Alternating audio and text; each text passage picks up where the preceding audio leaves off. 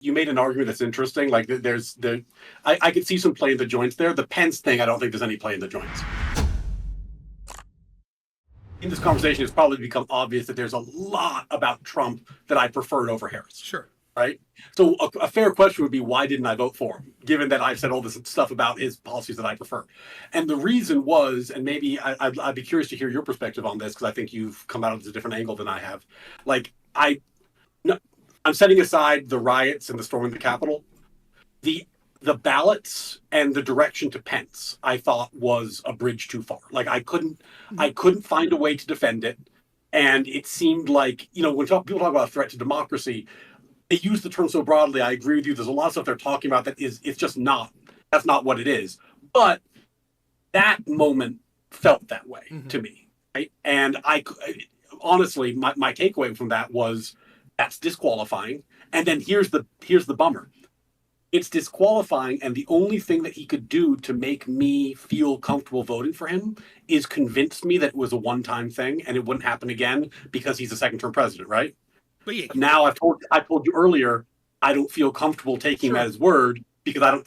So even though he actually did say that on Joe Rogan, I was not able to get comfortable with it. So how did you approach that issue? Because that was my sticking point. And I wasn't able to get past that. The first question is, there's two ways to look at this, right? There is the legality of it, which is a different question to each individual's, what do we think of it? Because there are all sorts of things that would be disqualifying for me, for politicians, that are illegal, but it doesn't matter. You still say that's still too far for me. So the legality question of it, I think it is clearly just a legal strategy that they were employing. A scummy one that I'm not in favor of, but it was an attempted legal strategy. It was similar to the Hawaii slate of electors in the 60s, which is that today is the final day that this stuff needs in, and there are rules about the schedule of this and the timeline. And so much like in legal matters, you might file paperwork that's sort of placeholder paperwork. It was similar to that. If we don't find the alternate electors, and then all of a sudden the Pennsylvania Supreme Court says, yeah, actually, Pennsylvania should have went to Trump, but it's too late. The electors already cast their vote. And so there's no remedy. So we have to have the alternate electors, which will force a pause, which then forces Pennsylvania, Wisconsin, North Carolina. I don't like this strategy, but I think that is within legal bounds. I think it was absolutely correct for Mike Pence to deny that. But that's a different question than what you're asking, which is, for you, it's... Well, the Pence thing, though, is tricky, right? Because you said something earlier that I 100% agree with. In fact, it's funny you and Wick were fighting recently, because me and Wick, this is like the thing we always say and then get shit on by people who are more partisan than us, is like, imagine that the other side was using this tool. Like, it has to be good for the goose, good for the gander, right? And the Pence thing was the thing that I could never wrap my head around, where it's like, if the vice president can just not certify the vote, and every party gets to do that from now on. Yeah. I don't. Well, I literally don't see. I don't see how that could be a workable system. Well, it seems impossible. And I said as much while this was going on. I said, all you have to do is imagine that Joe Biden would have refused to certify Donald Trump, right, in 2016. What would you have said? What would you have said? You would have went fucking nuts. That's what you would have done. Every Trump, right? I mean, that's the truth. And had Pence done that, it would have been the same on the other side. There would have been violence. I mean, it literally would have came to that. But that doesn't mean that it's illegal, right? It's scummy. Why do I think that it wasn't disqualifying to me? One, because of the opposition that they're up against and the insane fucking anti-democratic system that we have that there's basically no chance of breaking into, right? How they weaponized against Donald Trump up to that point for 5 years, going into that, I guess 4, we'll say 4, 2016 to 2020, right? And it's a ham-fisted strategy that I didn't agree with, but I don't think that it ever was going to go anywhere anyways.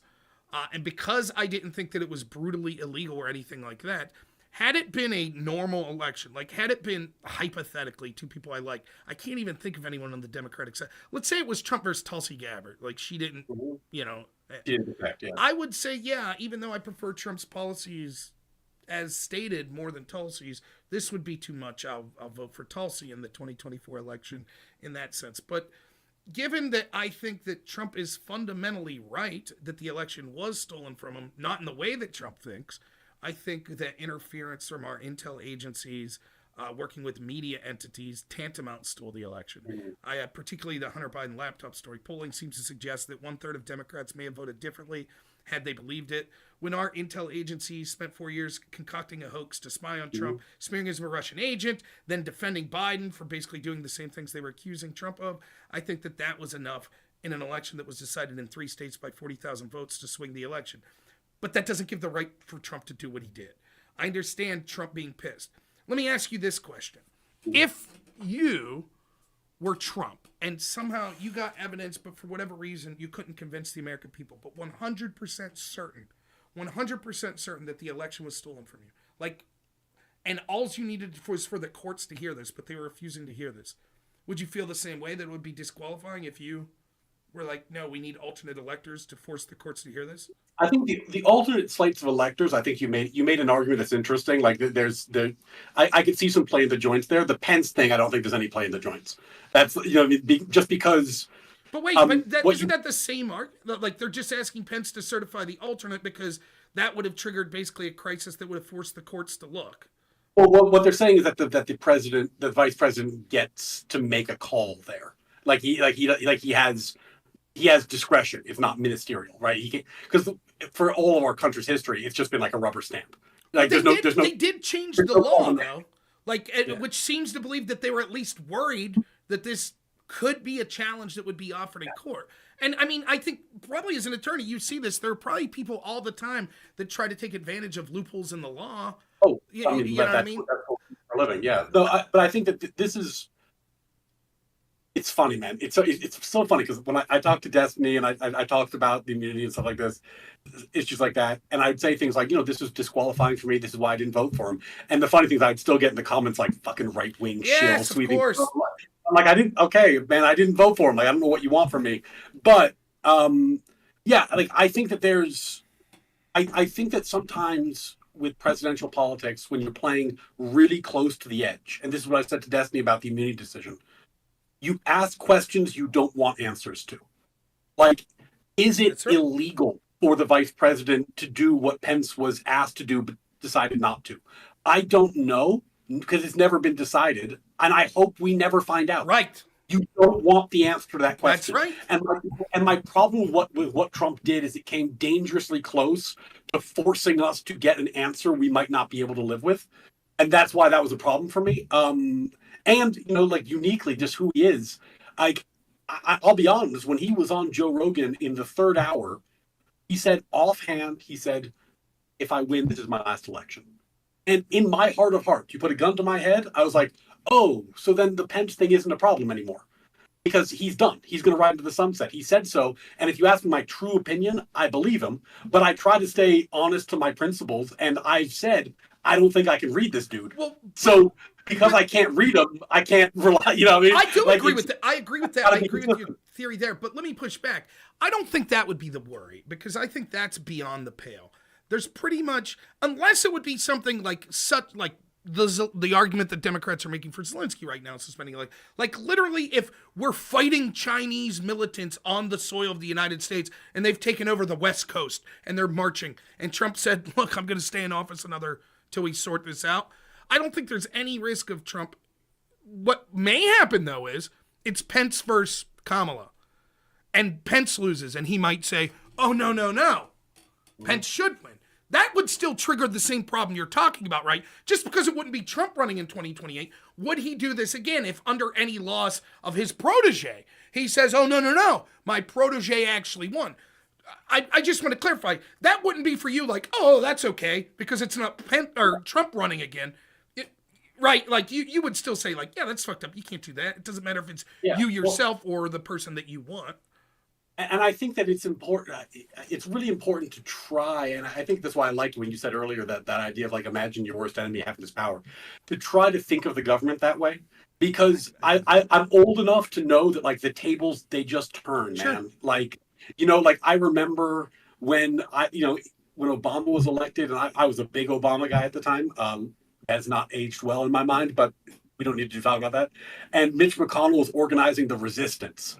And I was like, man, that's so fucked up. That's so fucked up. And now it's like, you see the exact same playbook starting to get organized. And you start understanding like, oh, That's all you can do when you have no power in the government is the resistance. You organize the resistance and then you try to use that to win an election and get some power back. Like you, and that's See, but they're full of shit though. And here's it's hardball, but it's within the realm of constitutional appropriateness. But it might be scummy, right? But it's right. But I think there is a slight difference, and the slight difference is that Romney, McCain, McConnell, Newt Gingrich versus Schumer, Pelosi, Feinstein, all of them, yeah, there's this jostling, but they both know that at the end of the day, they basically have the same master, right? Or that they're agreeing that the bureaucracy should continue and that stuff, right?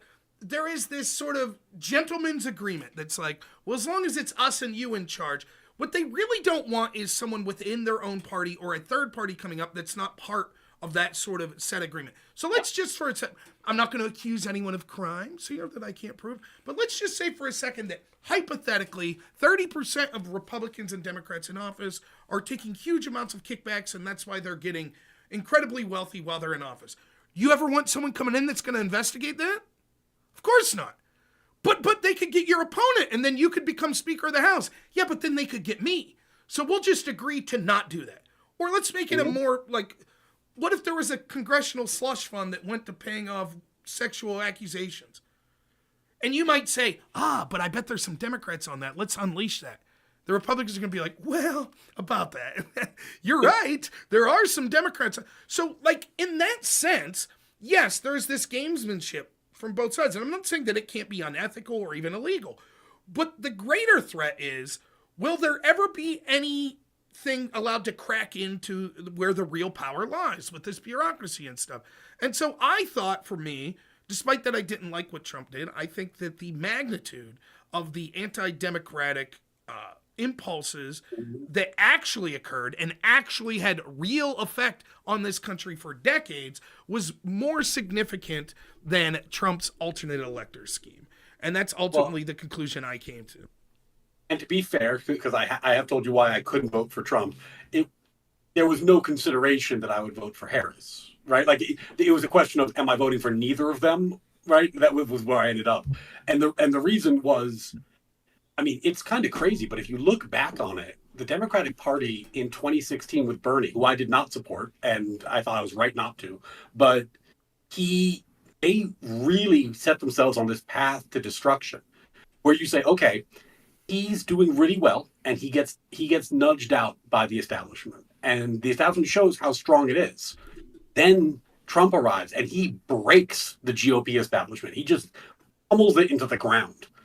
And then Biden comes in, and he's almost an Obama extension. We find out that he's really not capable of doing the job, and it's being run by committee. So now you have a bureaucracy that's running the bureaucracy, right? It's not a president running the bureaucracy, it's a bureaucracy running the bureaucracy. And then he gets exposed, so everyone was lying about his health, obviously. And then they anoint Harris. So what they literally were running on was, would you like the Democratic machine to assume the presidency formally this time? In the past, we've hidden the ball a little bit and disguised it. This time, we're just openly saying, we would like you to elect our bureaucracy, which is like, I mean, with all the views I've expressed tonight, you can imagine that's unconscionably terrible. Like, I was like, this is a disaster. Like, so there was no way I could vote for that. So for me, the question was only like, can I find a way to square the circle on Trump? And I'm not throwing any shade there. Like, I know Lactoid was in a similar position because, he's a lawyer. We take this stuff really seriously. He found a way to square the circle and made some similar arguments that you made when I talked to him about it. I couldn't. And I'm not throwing shade at anybody for that. But I think that was a legitimately tough decision. But it's crazy because if the Democrats ran a candidate that was even a candidate, like someone like me, it's like I was swayable. Like I was within that 20 million that voted for Biden and that didn't vote for Harris, right? Like I was on the table and they just. Well, that's the real shame of some of these missteps of Trump like that. Like I was talking to Lactoid about this again last night, and I said, again, the Democrats overplay their hand. Their strongest argument is the alternate electors thing. but they lump it in with January 6th. And there's a lot of problems with it. There's a lot of problems with the narrative on January 6th, right? And in addition to that, right, the American people are going to have the specifics don't matter. I'm willing to argue the specifics. I am. I think that I've argued the specifics hours and hours and hours of, not forget the alternate electors, January 6th, right? The problem is the American people were told that they had to be locked in their house while they turned on their TV every night and saw these motherfuckers burning down cities across the country. And they saw them basically get away with it with impunity, and they saw the Democratic Party basically co-sign to the whole thing. And so then when the Democrats made their central argument, but January 6th, most people didn't give a shit.